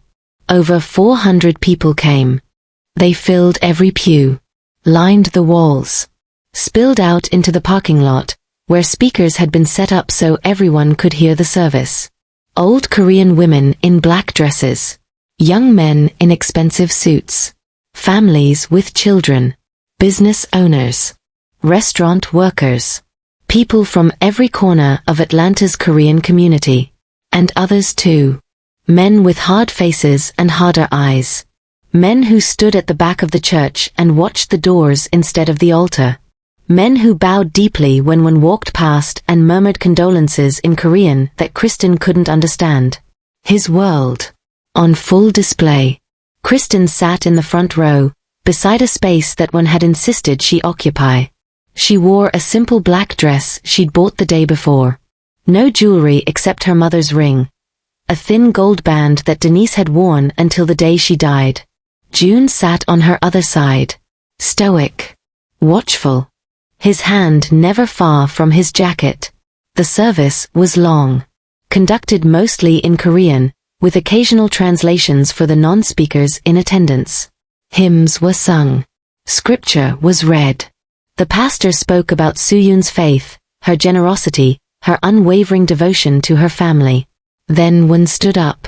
He walked to the pulpit, adjusted the microphone, looked out at the sea of faces. The church went silent. Kristin had never seen him nervous before. But she saw it now, the slight tremor in his hands, the way he gripped the edges of the pulpit, the tension in his shoulders. My mother, he began, was the strongest person I've ever known. His voice was steady, careful, each word chosen with precision. She came to this country with nothing. No money, no connections. No safety net. Just a husband she loved and a dream of building something better. And she did. Through decades of work and sacrifice and stubborn refusal to accept defeat, she built a life. A family. A community. He paused. Looked down at his notes. Set them aside. But those of you who knew her, really knew her, know that she didn't measure her life in achievements. She measured it in relationships. In the people she fed and the stories she told and the hands she held when they needed holding. His eyes found Kristin's. In the final weeks of her life, she made a new friend. Someone she cooked with, laughed with, shared secrets with. Someone who reminded her of herself when she was young, strong, stubborn, and too proud to ask for help. Kristin's throat tightened. My mother told me that this woman saved her life. And she was right. Medically, literally, this woman kept her heart beating when it wanted to stop. But my mother also believed that this woman saved something else. Something harder to name. He looked away from Kristin. Back at the congregation. My mother believed in fate. In the idea that people come into our lives for a reason. That nothing is accidental. That every connection, every meeting, every moment of kindness, it all means something. His voice softened. I never believed that. I believed in power. In control. In making your own luck and crushing anyone who got in your way. My mother used to tell me I was too hard. Too closed. Too afraid to let anyone past my walls. He smiled, sad, private, meant for no one but himself. She was right. She was always right. And now she's gone, And I'm left with all the things I should have said and didn't. All the moments I should have cherished and rushed through instead. All the walls I built that kept her at a distance even when she was standing right beside me. The church was completely still. I can't get that time back. I can't undo the choices I made. But I can honor her memory by making different choices going forward. By being the man she always believed I could be. By letting people in. By accepting help. By admitting that I don't have all the answers and I can't carry everything alone. He straightened. My mother's final wish was that I wouldn't disappear into my grief. That I would let myself be loved. That I would stop treating vulnerability as weakness and start seeing it for what it really is, the only path to genuine connection. He looked at Kristin again. I'm trying, Ioma. I promise you. I'm trying. He stepped away from the pulpit. The congregation remained silent for a long moment. Then, from somewhere in the back, someone began to clap. It spread. Slowly at first, then building. Not the thunderous applause of celebration. Something quieter. Respectful. The sound of a community acknowledging a man who had just done the hardest thing imaginable. He'd been honest. In front of everyone who feared him. Everyone who served him. Everyone who thought they knew exactly who he was. He'd been honest. The burial was private. Just one, Kristin, June, and the pastor. A hillside plot in a cemetery north of the city, beside the grave of Wen's father. The October wind carried the smell of fallen leaves and distant rain. Kristin stood beside one as they lowered the casket. She didn't touch him. Didn't speak. Just stood close enough that he could feel her presence. Close enough that he knew he wasn't alone. The pastor said a final prayer. Wen picked up a handful of dirt. Held it over the grave. I love you, Ioma, he whispered. I'll make you proud. I swear it. He let the dirt fall. Kristin picked up her own handful. She thought about Suyun's hands teaching her to fold dumplings. Her voice sharing recipes and stories and wisdom. Her eyes seeing things that Kristin had tried to hide from everyone, including herself. Thank you, Kristin said quietly. For everything. For seeing me. For trusting me with your son. I'll take care of him. I promise. She let the dirt fall. June stepped forward last. He didn't speak. Just bowed deeply, a formal bow, the kind reserved for elders and honored family members, and placed his handful of earth with careful precision. The pastor departed. June walked back to the car to give them privacy. Wen and Kristin stood alone beside the grave. What happens now? Kristin asked. Wen stared at the freshly turned earth. I don't know, he admitted. I've been planning for this moment for months. Getting affairs in order. Preparing the business for transition. Making sure my mother would be comfortable in her final days. But I never planned for what comes after.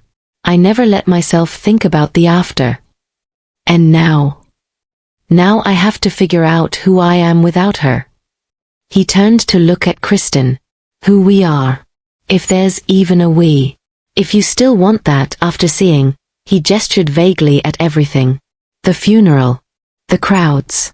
The men with hard eyes who bowed when he walked past. I told you I wasn't afraid of your world.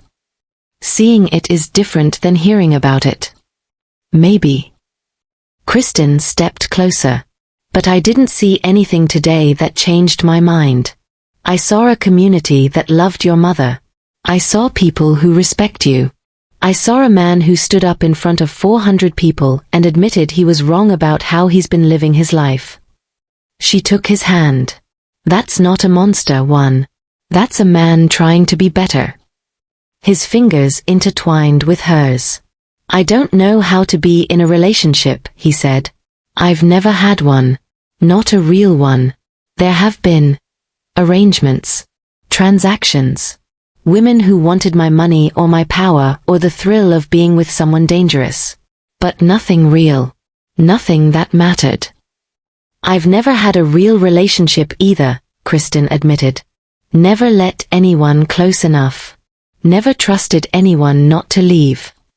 Then we're both starting from scratch. Seems that way. He almost smiled. My mother would say that's perfect. Two broken people learning to be whole together. Your mother was a smart woman.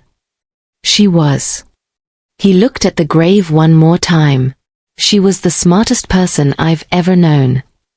They stood in silence as the wind picked up, scattering leaves across the cemetery lawn. In the distance, dark clouds were gathering.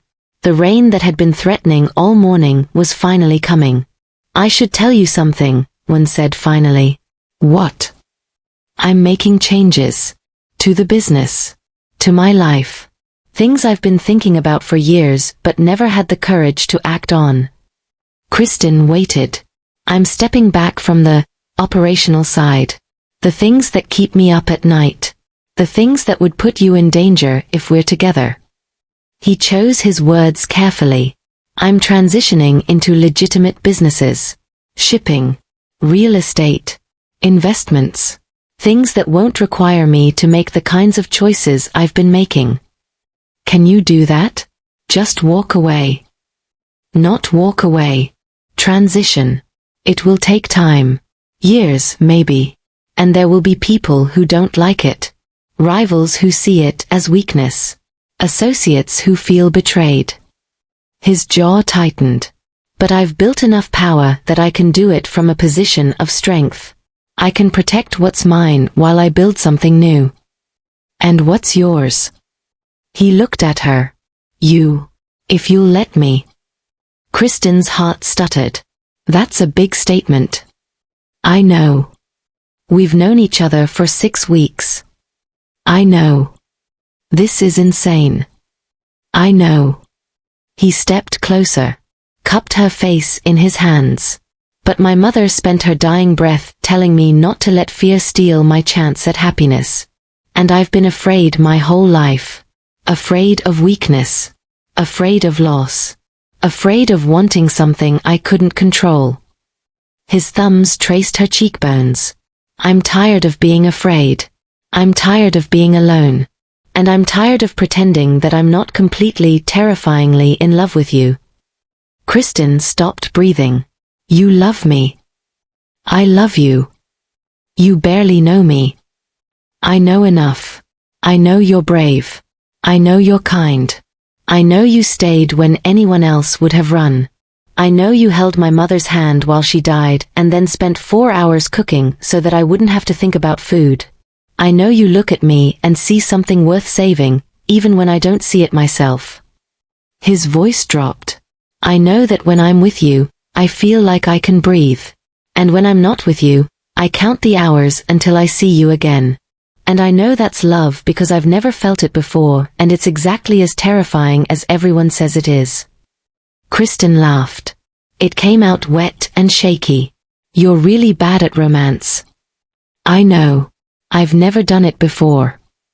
That speech was a mess. I know. June offered to write something. I said no. You should have said yes. Probably. He was smiling now, really smiling, the way she'd only seen him smile a handful of times. Is that a no? Are you rejecting me at my mother's graveside? Because that would be very on brand for you. Kristin grabbed the front of his shirt and pulled him close. It's not a no, she said. It's a yes, you impossible man. It's been a yes since the moment you put that card in my hand and looked at me like I'd just handed you the world. She kissed him. He kissed her back. The rain started to fall, cold and steady, soaking through their funeral clothes, plastering their hair to their faces. Neither of them cared. When they finally pulled apart, Wen pressed his forehead to hers.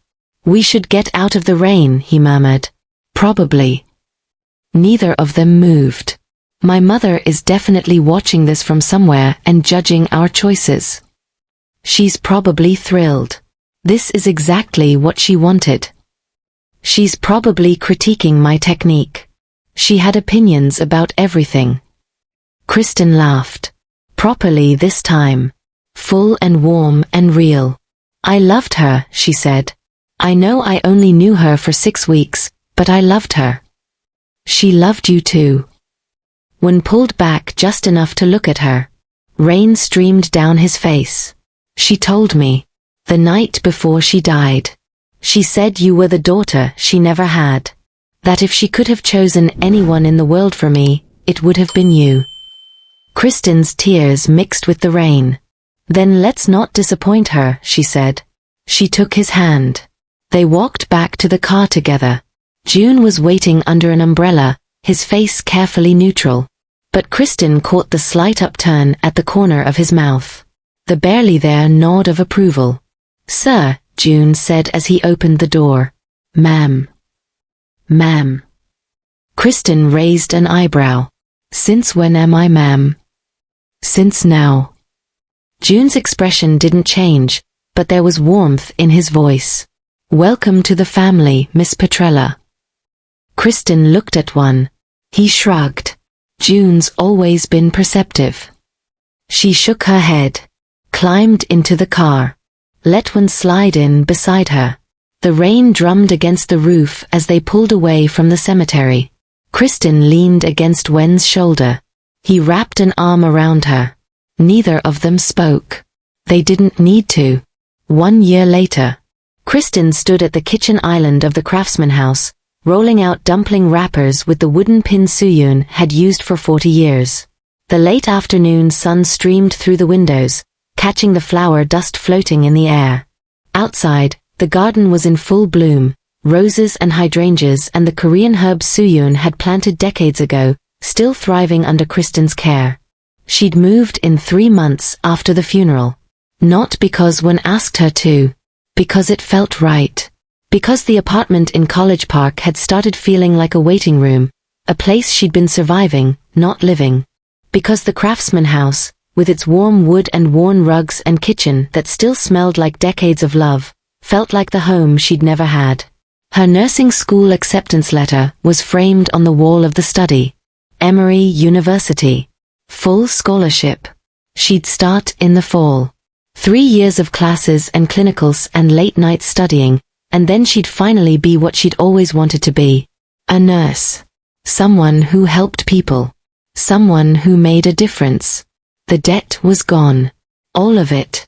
The collection agencies had stopped calling. The letters had stopped coming. For the first time in her adult life, Kristin owed nothing to anyone. Well, almost nothing. She owed Wen everything. But that wasn't a debt he'd ever try to collect. That was just love, given freely without expectation, without strings. The front door opened. Something smells incredible. Kristin smiled without looking up. Your mother's recipe. The secret version. I'm finally getting the fold right. Wen appeared in the kitchen doorway. He'd come from the office. She could tell by the tailored suit, the loosened tie, the slight tension in his shoulders that always took an hour or 2 to fade. But he was smiling. He smiled more now. Every month, a little more. The walls were coming down, piece by piece, and underneath them was the man Suyun had always known was there. Gentle. Warm. Funny, in a dry and unexpected way. Still dangerous. That would never fully change. There were still bodyguards. Still security protocols. Still parts of his world that Kristin didn't ask about and he didn't offer. But the darkness was receding. The transition he'd promised was happening. Slowly, carefully, the way you dismantle a bomb, 1 wire at a time, always aware that a wrong move could destroy everything. The legitimate businesses were growing. The other operations were shrinking. June reported that rivals had noticed, but so far, Wen's reputation was holding. No one wanted to test a man who had spent a decade proving exactly how dangerous he could be. Let me see. Wen crossed the kitchen and peered over her shoulder. His hand found the small of her back, automatic now, unconscious. The casual intimacy of 2 people who had learned each other's rhythms. Kristin held up a dumpling. Perfect crescent. Exactly like Suyun's. She'd be proud, Wen said quietly. I hope so. He kissed her temple. I know so. Dinner was quiet. Just the two of them, at the round table in the sunroom, eating dumplings and rice and the doenjang stew that had become Kristin's specialty. Through the windows, the sun was setting behind the trees, painting the sky in shades of orange and pink. I talked to the board today, Wen said between bites. About the foundation. They approved the final proposal. Kristin set down her chopsticks. The nursing scholarship? Full funding. 20 students per year. Covering tuition, books, living expenses, everything. He met her eyes. They wanted to name it the Cheng Family Foundation, but I told them no. It's the Denise Petrella Nursing Scholarship. Named for the woman who inspired it. Kristin's vision blurred. 1. Your mother spent her life teaching other people's children. She deserved to have her name remembered.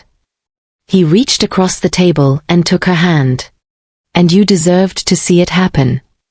She couldn't speak.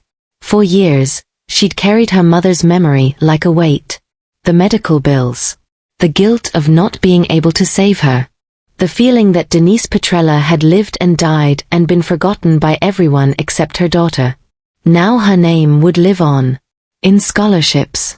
In nurses who would graduate and save lives and know that a woman named Denise had made their dreams possible. Thank you, Kristin whispered. I can't. You don't have to say anything. Wen squeezed her hand. Just let me love you. That's all I want. She laughed through her tears. You're getting better at this. At what? Romance. That was actually smooth. I've been practicing. June gives me notes. June gives you notes on how to be romantic. He's surprisingly insightful. 30 years of marriage. His wife tolerates him somehow. Kristin shook her head, still laughing. You're ridiculous. You love it. I do. She wiped her eyes with her napkin. God help me, I really do. After dinner, they walked in the garden. This had become their ritual. Every evening, weather permitting. Through the paths Suyun had designed, past the flowers she'd planted, beneath the trees she'd watched grow from saplings. The garden was Kristin's now. She'd taken over its care without being asked. Weeding, watering, learning the names of plants she'd never seen before. It connected her to Suyun in a way that words couldn't. I've been thinking, Wen said as they walked, about the future. Kristin glanced at him. His face was thoughtful, serious, but not worried. She'd learned to read the difference. What about the future? He stopped beside the rose bushes. The evening light caught the silver at his temples. New this year, the first visible sign of everything he'd been through. I spent most of my life assuming I'd die young, he said. That was the plan. Build power. Protect my family. Go out before my enemies could take me apart piece by piece. I never thought about getting old. Never thought about retirement. Never thought about what comes after. And now I think about it constantly. He turned to face her. I think about 10 years from now, 20, 50. I think about watching you graduate from nursing school. Watching you save lives the way you saved my mother.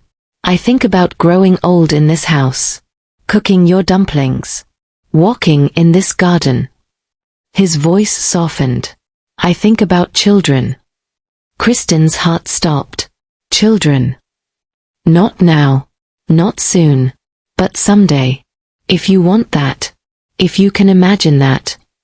He looked almost nervous, a crack in his usual composure. I know we've never talked about it. I didn't know how to bring it up.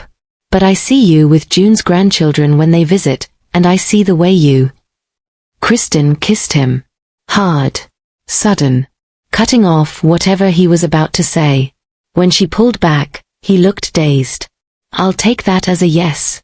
He managed. That's a yes to all of it. The future. The growing old. The maybe someday children. She grabbed his face in both hands. I spent so many years just trying to survive. I never let myself want things because wanting felt like a betrayal.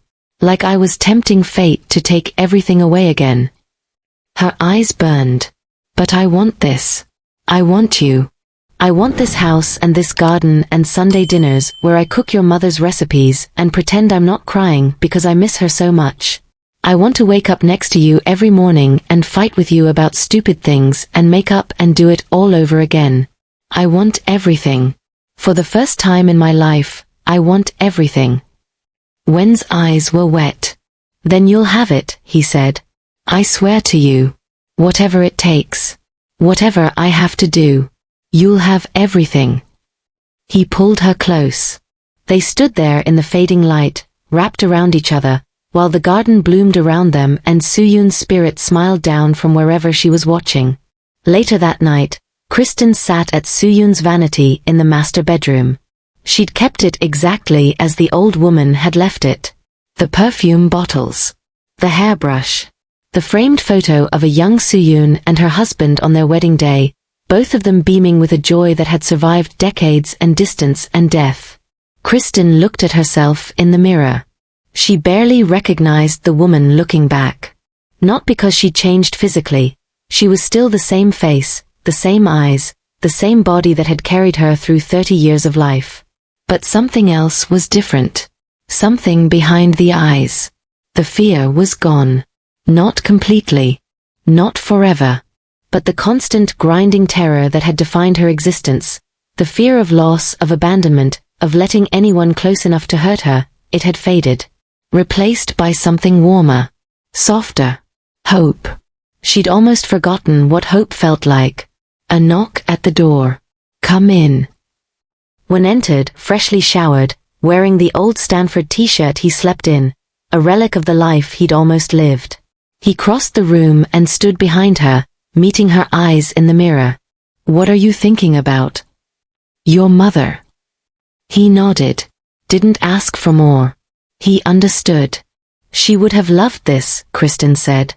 Seeing us here. Seeing us happy. She would have made some comment about how she knew all along and we should have listened to her sooner. She definitely would have. Probably would have written it in her will. I told you so, signed Ioma. Kristin laughed. I talk to her sometimes, she admitted. When I'm cooking. Or in the garden. I tell her about my day. About school. About you. What do you tell her about me? That you're stubborn. That you work too much.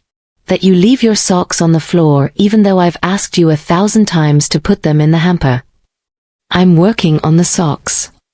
You're really not. He smiled. Leaned down and kissed the top of her head. What else do you tell her? Kristin's expression softened. That you're becoming the man she always knew you could be. That you're kind when you think no one's watching. That you make me laugh. That you make me feel safe. She paused. That I love you. More than I ever thought I could love anyone. Wen closed his eyes. She knows, he said quietly. Wherever she is. Whatever comes after. She knows. You think so? I have to believe it. Otherwise, what's the point of any of this? He opened his eyes. She brought us together. Even in death, she brought us together. That has to mean something. That has to matter. Kristin turned in the chair to face him. It matters, she said. It all matters. Every bit of it. The pain. The loss. The fear. It led us here. To this room. To this moment. To each other. She took his hands. I wouldn't change any of it. Not even the hard parts. Because the hard parts made me who I am. And who I am is the person you love. Wen pulled her to her feet. Wrapped his arms around her. Held her like she was precious. Like she was the only thing in the world that mattered. I'm going to spend the rest of my life proving that you made the right choice, he murmured into her hair. Trusting me. Staying with me. Choosing me. You don't have to prove anything. I want to. Every day. For as long as I live. Kristin smiled against his chest. Then I guess I'll let you. Outside, the moon rose over the garden. The roses swayed in the night breeze. The wind chimes sang their quiet song. Somewhere in the house, a clock chimed midnight. The start of a new day, a new chapter, a new beginning. Kristin Petrella had walked into a strip club in Atlanta 10 years ago, believing that survival was the best she could hope for. She'd been wrong. Life had more to offer than survival. It had love. It had family. It had purpose and meaning and the quiet joy of knowing that you mattered to someone. She'd saved a stranger's life on a sidewalk at 3 in the morning. And in doing so, she'd saved her own. 5 years later, the Denise Petrella Nursing Scholarship graduated its first class of 20 students. Kristin, now a registered nurse at Grady Memorial Hospital, gave the commencement speech. When sat in the front row, their 3-year-old daughter on his lap, watching his wife with the same expression he'd worn that first night outside the pink velvet lounge. Wonder. Gratitude. Love. After the ceremony, they drove to the cemetery. Placed flowers on Soo-Yoon's grave. Let their daughter toddle between the headstones while they stood together in comfortable silence. Thank you, Iyama, Wen whispered. The wind picked up. The flowers swayed. And somewhere, somehow, Soo-Yoon smiled. Thank you so much for watching all the way to the end. This story really meant a lot to me, and I hope it touched your heart the way it touched mine. If you enjoyed it, please hit that subscribe button and drop a comment what part of the story resonated with you. I read every single comment, and I love hearing from you. Until next time, take care of yourselves. And remember, sometimes the people who save us are the ones we least expect. See you in the next one.